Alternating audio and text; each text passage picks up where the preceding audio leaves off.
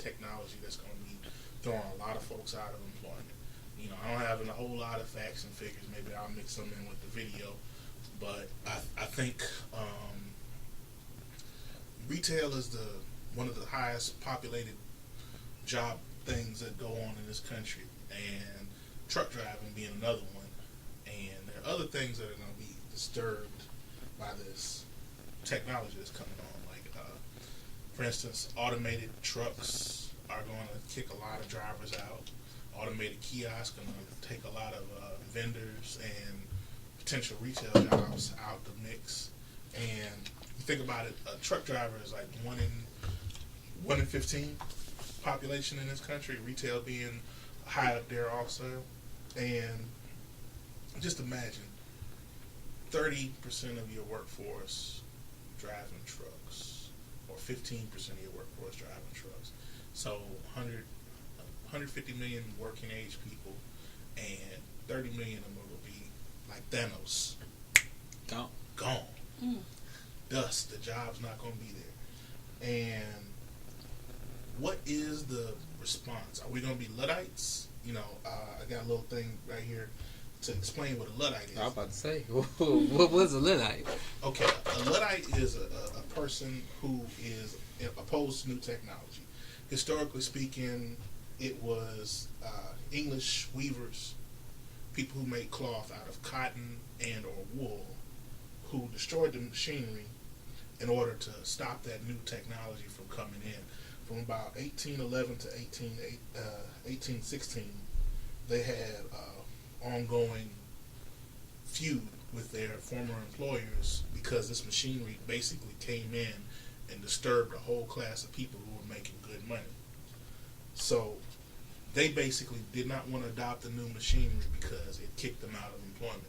So, translation, in today's era, the automated Class 4 automated vehicles, which are going to be able to drive themselves and take deliveries and things, are going to be a similar disruption, but it's going to be for a larger population. You think about if it's 1 in 50 people that are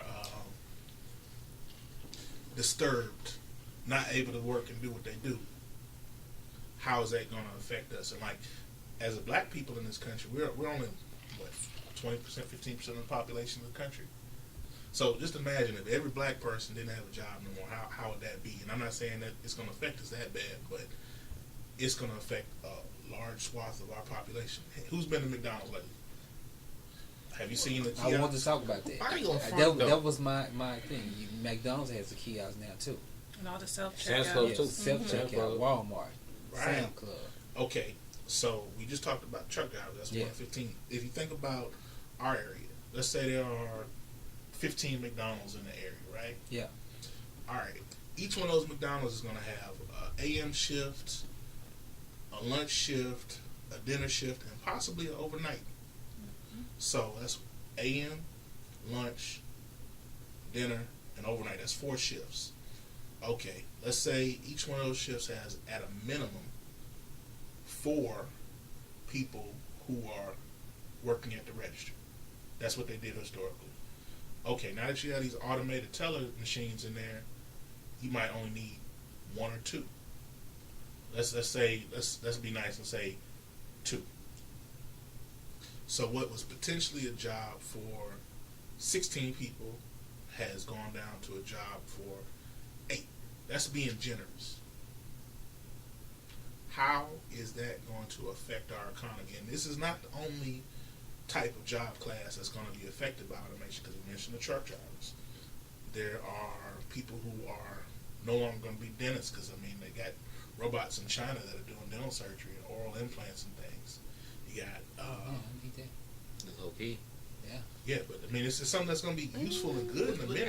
But wouldn't it be good? Yeah, I want a human. But didn't they say everybody saw that movie called First and 9 Yards, or The Whole 9 Yards? With Bruce Willis? With Bruce Willis? Yeah. Hey, is that statistic true when they say dentists are suicidal? A high rate? I have no idea. Then if that's the case, I have no idea. robots just save them. But okay. You know the name of the show. Hey, low key though. Hey, before we continue though, how like when you, hey, I be driving from down here to up north, right? It don't matter what country town or the middle of nowhere I go, it be black people at the register. It be a McDonald's in the middle of nowhere. You be like, oh dog, how did you get here? Did anybody ever travel that hard around here? Yeah. It'd be like black folks at every McDonald's. Not the same experience. Yeah. I think it's, they pull from their community. But as far as what you were saying, like automation, we as a people, we're going to have to learn different skills. We're going to have to evolve. If we don't, we're going to be left behind, especially because, I mean, historically, and not even historically, presently, we're the first to be let go. Right. It's just a sign of the time. So. Right. So we need to get the skills that, you know, you're essential. You can't be let go. Or so you can compete with everyone else.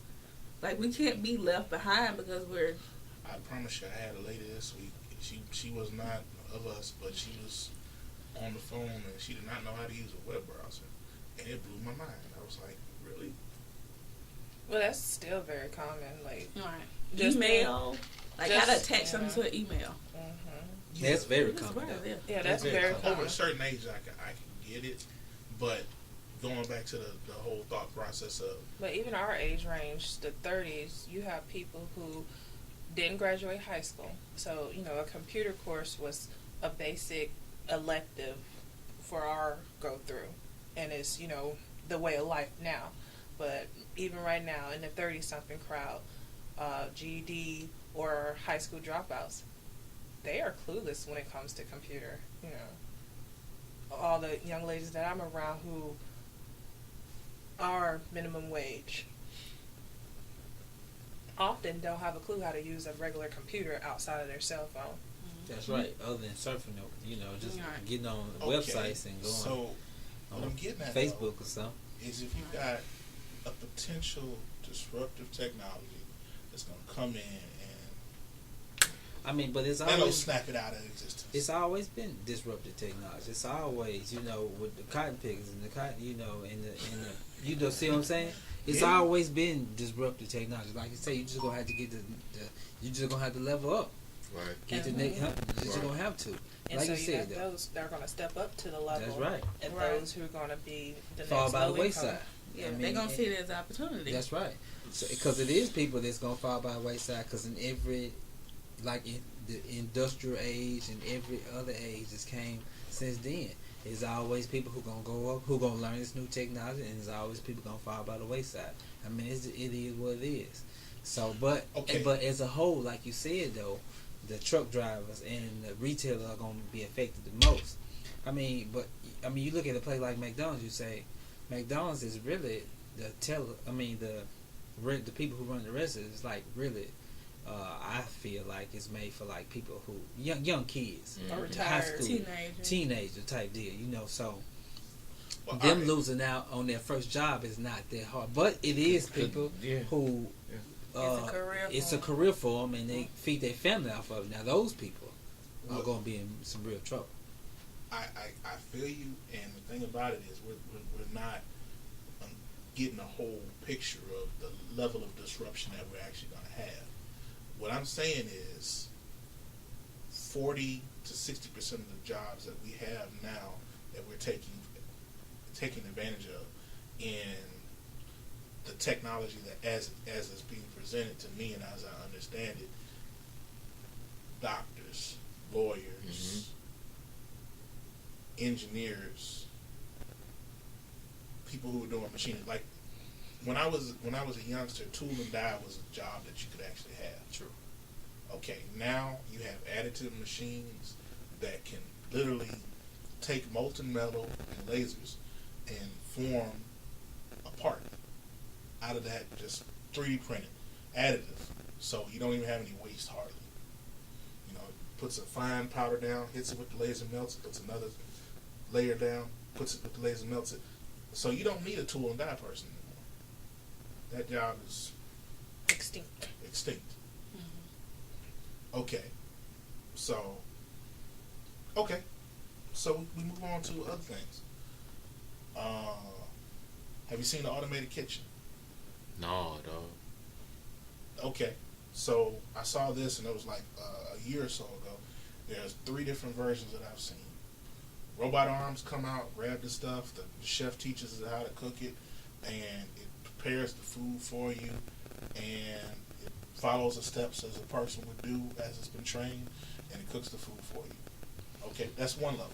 Okay. Another level that I've seen is the restaurant where the food gets put into the pot, it gets stir fried or whatever, it gets plated, and it comes out to you.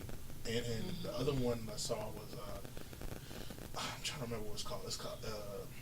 It's an old school thing where they put the food in boxes, and you go to the box and you go with your phone or you put in the key code, and it opens and you can pull the food out. And this is from like Asia.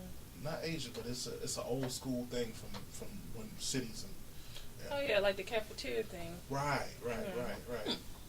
So how, if you have 60 million people, and I'm going somewhere with this, so how do you go from 60 million people who used to be employed to a population who are no longer this white, black, brown, whatever? It's going to affect everybody.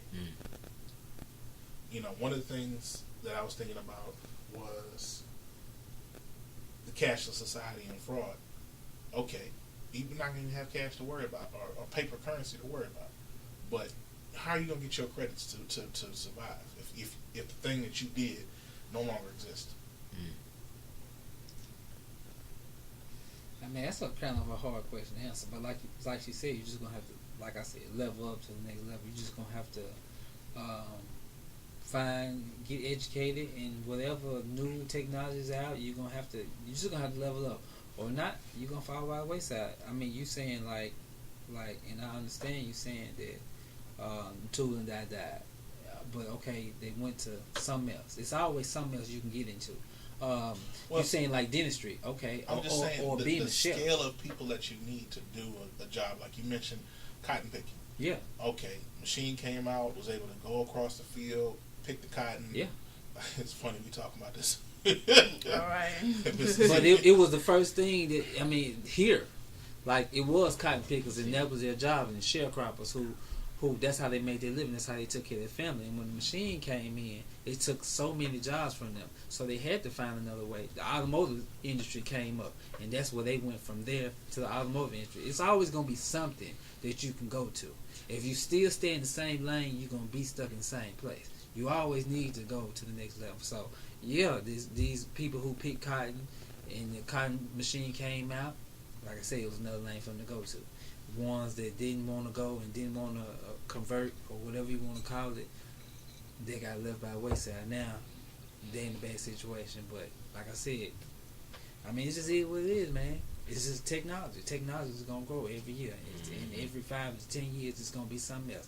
And jobs are falling out, but jobs are being created too. So it's just the way you just gonna have to go roll with the time. Okay. All right. Anybody else got an opinion on this or thoughts? I know somebody else got a thought about I mean, cause it's a really tough deal to even have an opinion about, because these times are coming, and people do evolve and adapt to situations. So we gotta look at some things have changed from 30 years even to now, and how people adapted and changed and utilized into their positions and jobs and skill sets that's been available for people to learn to be in these jobs today. So I don't know what's going to happen 5 years from now. I don't even know what's going to happen from 10 years from now. But I feel it is sources that will be available to help people to adapt to whatever's about to come. Because economic is balance. Well, the economy is balance for, in my opinion, of access of who can be into what positions on their skill sets and degree level and attitude. But I see what Albert is saying. It's so many people going to be out of jobs, though. So many people who rely on this day-to-day, like you say, truck driving, retail shops, McDonald's, whatever you want to call it. It's so many people who, if they don't get these next skills, they're going to be out of jobs. And where did they leave them? But you just said they're going to have to find and a I way did to say do it. that, but I understand what he is saying, too, though. I did say that. Limited It's slots. gonna be, it's going to be Right. just so much. You got 100,000 people who are going to lose a job, and you might have, And that's on the small scale. being generous, 50,000 jobs. What about the others? It's going to be about 50,000, 80,000 different hustles. Yeah. But I want to Just Yeah. going to say something, though. Well, okay, I look thought about what Albert said, and it made me think about the opportunity. Because, like I said, I feel like we are always left behind. When I say we, black people, we left behind. So I want them to be introduced or know about the opportunity. So say say I'm not a teenager who works at McDonald's. Say I started off as a teenager. Now I'm an adult. I've been working there 12, 15 years. I'm just saying, that's real life. That's real life. So if I see, okay, machine about to take over my job. They don't see it. That's what I'm saying. So A, that's a problem right there. Do you see that your job is about to be taken away from you? And then B, have you been presented with an opportunity to excel? Like maybe you can be the technician for the machine. You know what I'm saying? Like, so that's why I feel like a lot of people are pushing STEM, but you have to make sure your worldview is broad enough. Right. So you can see that, okay, well, I guess I can do better than just working at McDonald's. Like, I guess I'm going to be honest. I work with youth. And what hurts me the most is when you talk to them, what do you want to be? Rich. No. I'm joking. Well, yeah, you get the rich, you get the sports player, entertainer, but then you really ask them, like, for real, what do you want to be? And it's like somewhere, I'm kind of going off subject, but somewhere their upbringing, something has been lost. They don't dream. They don't aspire to do, but also they don't see it, right, the vision. So it's like they don't see it. So you have to show people the vision. That's right. But now if we're gonna go back to the kids, I just have an opinion on this. Through my experience with kids and the situations that they're in, because today you have kids who are surviving in grown folk problems. Through the ones I've been encountering with, they're stressing over things that grown folks are trying to handle, and it opts them out from even dreaming about what they can become, because they're stuck in the reality of the stress of their parents or grandparents or whoever their provider is. That's true. I see a lot of that. Yeah. In from my position. I'm not trying to impress everybody, but have you seen the 3D printed houses? Ooh, are you serious? Yeah. Stop it. They got machines that will come down, put a boom out, set the machine down, and print the house. Okay, cool. How you get that? Like, is there a finance plan on this? Technology that Chinese and American inventors are doing, where they use a slurry of concrete and reinforced fiber material, and they literally can print out. Like the one that I saw, that I was like, if I had $100,000 to buy the machine, I could make a mint here in Jackson, because I would just go neighborhood by neighborhood, mow it, clean it off, print. Cool. Hey, dog, when you get that in popping, dog, let me know what your company name is, and I'll bust and stock in that boy. No problem. Let me ask you something. You say how much does this machine cost? Let's call it $250,000. But less. I mean, it's something if we got the hustle on, we probably put together with the right amount of energy. But yeah, this hey, I'm always thinking that. I saw a demo like that on like LinkedIn. I don't know if it was a house, but it was like a wall, and it was just like, I'm talking about. So how long does this take? It didn't take that long. Well, this house that I saw that I liked was a Chinese villa. I'm gonna cut this in the thing, and I saw this. I guess it was. I'll cut it in the video so we can see it. But it was printed. It was 3 or 4 stories. It was about 6,000 square feet, I think is what they say, because it was a villa. And they printed it, I think, a day of floor. A floor a day? Yeah, floor a day. Wow. So see, that's automation too. Your construction work, your laborers. It is. Wow. That's taking away a whole bunch of people. You think about a hustle on finishing the house. It might be more to finish it than a day of floor. But you think about, okay, you're able to drive the truck up there, print out everything, and put a roof on it. In a month, you can have a house, as opposed to a 6-month or a 7-month process. I mean, the best crews that I've seen do it is about 5 to 7 weeks. Yeah. My question would be like, what would be their market? Because it's so simple, not simple, but the ease of putting up, is that going to be the future of low-income housing? That's going to be the future of all everything. But it's wild to me, because you have houses that's been built since the 1930s by human hands that's still up to this day. Mm-hmm. Okay, but all right, are you going to turn down $150,000 four to 3 story house with 6,000 square feet, where you're able to, live like a prince for a $200,000 investment. Well, it depends, because again, it depends on what your target market wants. Because say it's not the material you want. Well, that's true, but if you were to build it conventionally, you're talking about $1 million construction versus $150,000. Again, it just depends on how deep the pockets are.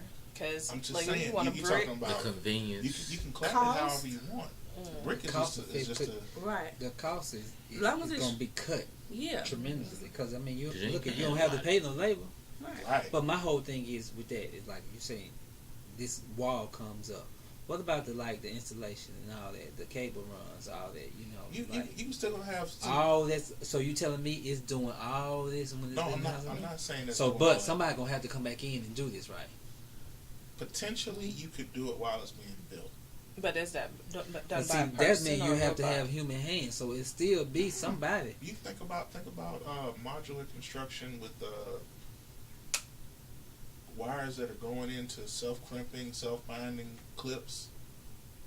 And Okay, so what if I are you familiar with PEX? somewhat? a little bit. Okay, you clean it, you deburr it, you clean it, and you press it into a fitting, and you have a few different versions of it. But let's say like shark bite PEX. Yeah. They got this something equivalent to that for electrical ones, or for wiring. I don't know about fiber optics and stuff like that. I have no clue. But for wire and for water, you can put it in a shark bite, so when you make the connection, it won't come out unless you have the decoupling tool. Okay. So what's to say that you don't take a robotic hand or a tool or a module that just lays it as it's printed? You do your initial run, you put in a conduit, and you make your runs. You just have a conduit going to where you're trying to go. So it's disruptive technology, and then the whole point of this conversation is really just to talk about something that we're not thinking about. As it's just to introduce the idea to another audience, because the folks that know that are into this type of stuff, it's like it's coming. So just wait for it. That Thanos snapping and just all them old jobs just turn to dust and die. Yeah. I think it's good that you brought that up, because a lot of people don't realize that. Because what was that, maybe a year or two ago, the McDonald's workers were boycotted, for $15 an hour. And then what was the response by McDonald's? Okay, Yeah. we're going to bring this automation in. We'll show you $15 an hour. Yeah. Okay, job. now it's 3 of y'all back there instead of Six. So now you got only people that's cooking. Basically. You got to see Flippy. I think that's what they call the daggone robot that flips the burgers. See? And They might even get... they It's said coming. Well, see, okay. I can see it get to the point it's going to be one person at McDonald's in case the machines break down. That person. So- And maybe two. Somebody that actually talk to the customer. But it's going to be that one person probably going to be sitting in a little... But think about it. All right, I But mentioned this they with might do somebody that else. remotely. So I did one person like- could be over 10 No. McDonald's. You don't I have to did worry like about my nobody kiosk. spitting on your food. You don't have to worry about no hair on your food. Hygiene. It's going to be more hygienic. The pizza making robot. I saw that a few years ago. There's a burger making robot. There's a stir fry making robot. There's probably a Chinese food making robot out there. And you think about pasta. What's pasta? Sauce, noodles, Salt, pepper. salt, pepper. You would not All right, disrespect so that let me dish. ask you something. So, would you rather have a human being cooking your food or this robot cooking? Because we like to try stuff, new spices, this robot just gonna do status quo. He gonna do whatever it's programmed to do. Well, It's not gonna give you the different, tastes from everybody else. I you see what I'm agree saying? with what you're saying, but when you go to McDonald's, no matter where you are, you're expecting a certain Right. True. food. I can understand that from a McDonald's situation, but like a restaurant, I just can't see that working. Like you said, McDonald's, you're expecting the McDonald's taste. Wendy's, Burger King, whatever you want to have it. It's going to be that certain taste you're looking for. But like as far as a restaurant trying new recipes, stuff like that, this robot just gonna do status quo. So that's, to me, that would be the downfall. Now I'm not saying that it's not gonna end up like that, because we know it probably is though. I mean, all right, variants and a chef. I agree with you. But that's gonna be an artisan dish. You know, that's gonna be. That's gonna cost more. One of a kind, yeah. Because how many times you've been to a certain restaurant that's your spot, and you be like, oh, such and such must not be here tonight because it didn't come out right. So, just consistency, like stamps. Stamps can't go automation. No. I'm gonna need that stamps burger. I'm gonna need that grease. I'm gonna need all them toppings. Yeah. And I'm gonna wait for it, and I'll pay for it. But McDonald's, no offense, a lot of the people are rude sometimes, and they get your order wrong after you done yelled into the microphone for them to, get it right. They repeat it back to you. It shows up on the screen, and I hate to say it, I have to work on myself. When I see, after I done said my order, I see it on the screen correctly. I see it on my receipt correctly, and then I get that bag and that order wrong. I'm thinking to myself, who up in there can't read? Well, that's the truth. You know that is. Hey, so for the convenience of McDonald's, if you gonna charge me $5 and some cent for a combo, I'm gonna need my stuff to be right. But and then the bottom line for McDonald's, they feel like, okay, I'm gonna make more money because all I gotta do is get somebody to maintain these machines. I ain't gotta pay nobody. I ain't gotta get no health insurance on this and that. But it's a business world, so I'm for that. Yeah. All right. Just think about it like this: automated truck, a retrofit on an automated truck, a couple years ago was $30,000. All right, this is a class 4 automation where it's self-driving on the highway and can deal with traffic and whatnot. That's a retrofit. Okay, so average truck driver, let's call it $70,000 a year. Okay. I pay $150,000 for a truck. Let's call it $150,000 for the class 4 truck where I don't necessarily need a driver. That one-time investment, that truck don't have to sleep. No, it doesn't. It can run all day, all night. Right, all day, all night. If it's not battery operated, just gas it up, keep it moving. Battery operated, quick charge. That Tesla truck that they talking about. All right. So I just invested 2 years worth of labor in something that can work 2 years worth of a human existence, or 3 years worth of a human existence, because it don't have to cut off like a person would. Okay. So what about the Tesla cars that's automated and they've been driving, they run into people because they're supposed to stop at the stop sign, but they run the stop light and hit somebody? I mean, you got trucks that doing it too, though. So you gotta look at from a business standpoint, and from you open yourself up for lawsuits too, though. See, that's what I'm saying. Okay, to my understanding, they passed laws like when Trump first got in there, and that's why you saw all the automation stuff open up like it is. And basically, they changed the liability, so there's only a certain amount that you're going to get for an accident like that. To my understanding, that happened in, what was his first year in office? 15? 15. Yeah, that happened in 15. So that's why you saw a surge on the automation. Now, Obama? You Trump. said 15. Trump. Oh, no. He was... What are you talking about, 2015? 16. Whatever first year he was in office, he passed elected 16. Yeah. So you're talking about liability. They can change rules for that. True. Okay, now what's gonna happen and what you're gonna notice is you're gonna see roads and infrastructure be upgraded to a point, and the way that the traffic patterns are going are gonna be less people centric, and they're gonna be people areas. So they're gonna keep you off. Like the last lady that got hit by an automated vehicle, she stepped out in front of it in a place where she shouldn't have been, in a random spot, and she got hit. That could happen to a normal driver just the same. True. So the problem was the vehicle was programmed to, and it didn't acknowledge that she was there. But all things being equal, if you've been driving down the street doing 45 and she steps in front of you, she steps in front of you. It's not texting. Yeah. Yeah. Or if she steps out too late. Yeah. Sometimes, Yeah. I think the human response time in engineering, we use 2.5 seconds. And that's no distractions. it takes 2.5 seconds for you to hit the brake when you see something. So, depending on the speed you're going. I'm at 1.7.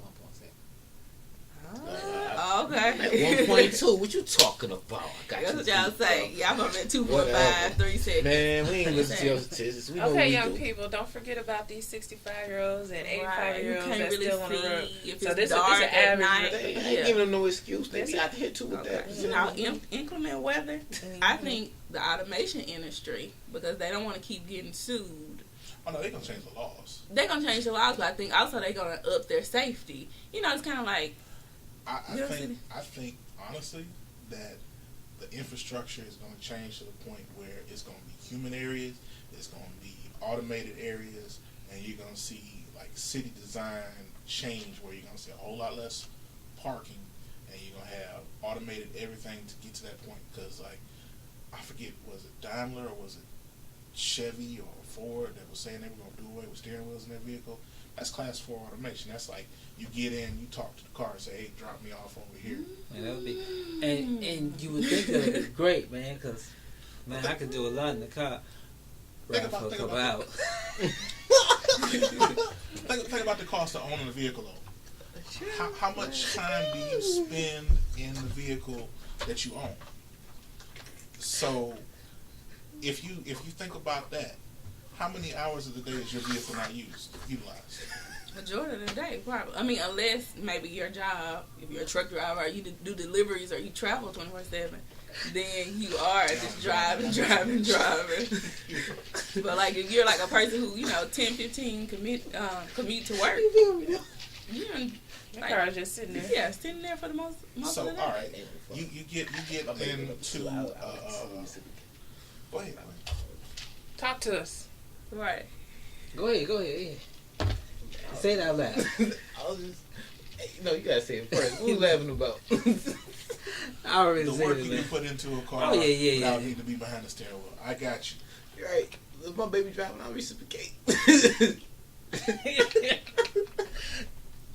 All right, go ahead. But okay. Alright. So all right, train of thought just done left the station. Come back. I don't know. I see what you're saying. I could see, like, they might have a separate interstate system. And see, that's what I was thinking you was talking about. So Yeah. you're trying to say they're going to have a separate interstate system. They can run straight automated vehicles on. And while we over here driving. You won't need to separate it. All you do... Is have certain lanes? You change the legislation to where you make it cost prohibitive for you to be a driver. And you phase out the old technology. Okay. But so see, what I'm saying is, all right, the laws come down where you get a licensed automated vehicle, and to lease that licensed automated vehicle in a ride sharing arrangement where you schedule the times that you need it. It comes and picks you up. It's $150 a month or $200 a month versus I have to pay the car insurance for my vehicle. And let's say you have whatever you want to drive, whatever. It's $250 a month or $300 a month for you to pay your insurance, plus the maintenance of the vehicle. Versus you're part of this collective or this lease ride share thing, and where you just go boop, and it comes up to your house and takes you where you're gonna go.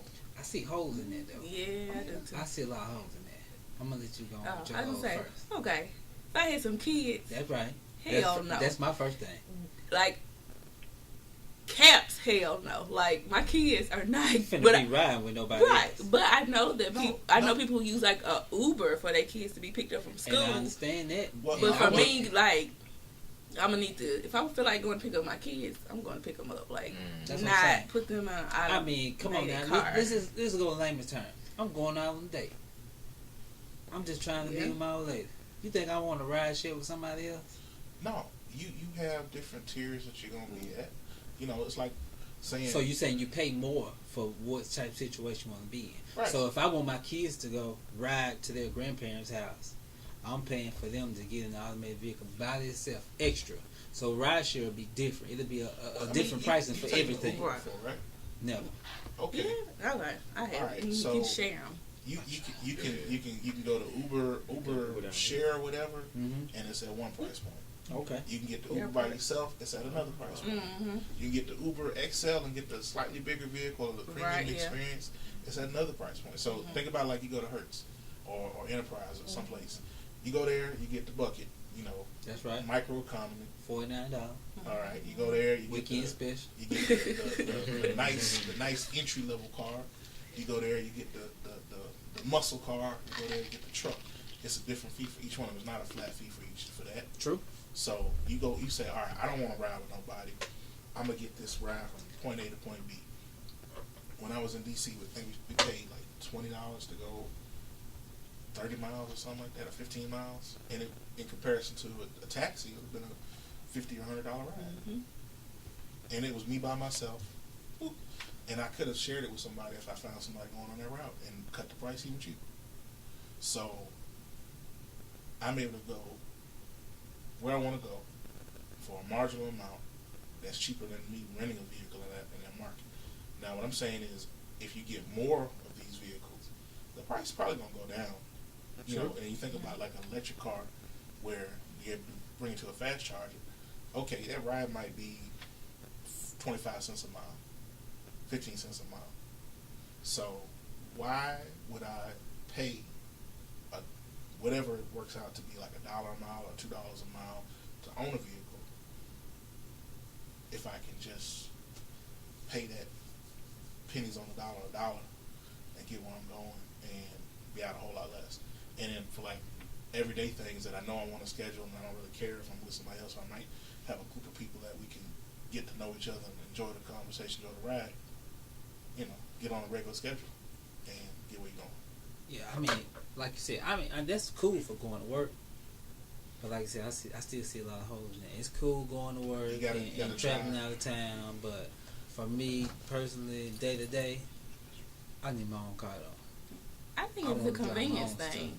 I could see it working maybe, well, not even maybe. I could see it working in a bigger city. Yeah. That has a lot of congestion. That's right. But like in the South, we got nothing land, you know, roads and things that people are like, okay, let me just get my car, and I'm gonna go pick up my friend, stop here. I can stop 5 different places, and okay, I'm on my own schedule. We're still too rural, but that's going to be an option for big cities, like you said. I think it would definitely get more support. I went to San Diego last year, and the fact that I could just go and get a scooter, I could get a bike, I could get an Uber, and it was like, okay, I don't really feel like walking right now. Mm-hmm. Press that little button, summon bike the car, unlock the bike, hop on it, and go. You know, quite convenient. And see, you drop that bike off anyway, right? Right. Same thing. They're locks, but right? They got cars like that now too. Oh. And see that, like you said, like y'all saying, that's for a bigger city, for a bigger market. Fine.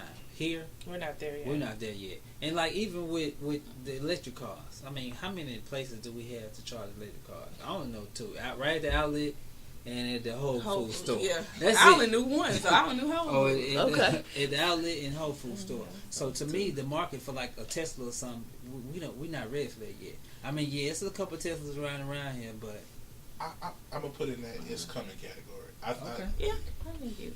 But for where we live at, it's coming. By the time it comes, something else gonna be coming up. Fair enough. Here. All right. Make sure it's recording. All right, people. This is gonna be probably